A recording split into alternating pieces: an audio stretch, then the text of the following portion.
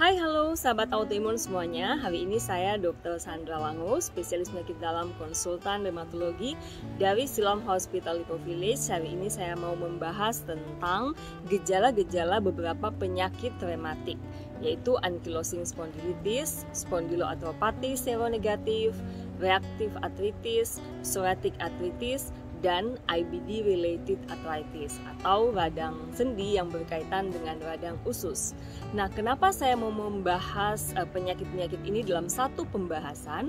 Karena sebenarnya teman-teman, pada prinsipnya penyakit-penyakit ini memiliki satu gejala yang sama. Walaupun bisa berbeda antara satu orang dengan orang yang lain, namun gejalanya sebenarnya mirip-mirip saja.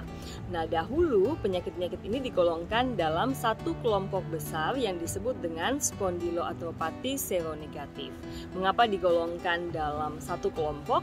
Ya, karena memang gejalanya sangat mirip. Nah, saat ini ada pembagian lain yang lebih berbeda, jadi namanya menjadi berbeda. Ada yang disebut dengan axial spondyloarthropathy atau axial spondyloarthritis jika memang keluhan utamanya pada tulang belakang, dan peripheral spondyloarthritis kalau keluhannya pada sendi kecil atau sendi perifer, misalnya pada lutut, pada pergelangan kaki. Namun penyakit-penyakit rematik yang saya sebutkan tadi, gejalanya bisa pada aksial, pada tulang belakang, dan juga bisa pada sendi kecil, pada lutut, pada ankle. Pada satu orang, gejalanya bisa hanya pada tulang belakang saja dan bisa juga pada sendi kecil saja. Namun pada orang yang lain, kedua-duanya bisa muncul. Jadi ada gejala tulang belakang, ada juga gejala sendi perifer. Nah, apa sebenarnya gejala penyakit-penyakit rematik ini?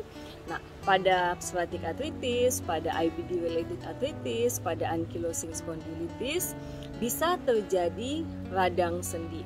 Nah, radang sendi biasanya yang paling khas adalah nyeri pada pinggang. Jadi keluhan-keluhan yang paling sering muncul adalah nyeri pinggang. Nah, nyeri pinggang ini dikatakan polanya inflamasi. Jadi sangat khas sekali nyeri pinggang pada saat bangun tidur atau pada saat selesai beristirahat. Nah, malah membaik kalau teman-teman sudah beraktivitas.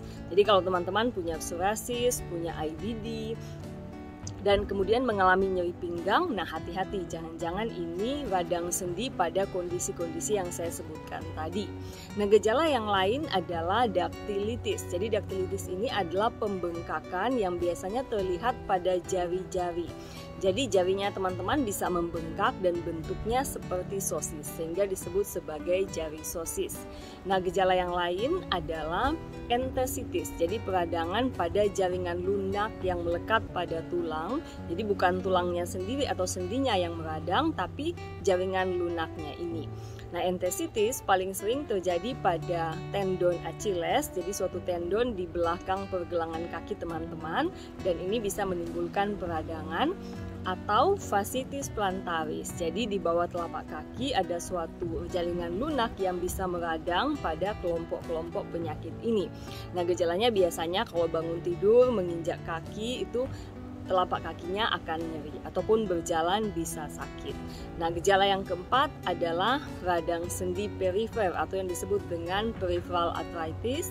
Nah, ini biasanya memang bisa menyerang tangan, jari-jari tangan, namun paling sering pada tungkai bawah, yaitu pada lutut dan juga pada pergelangan kaki atau pada kaki itu sendiri.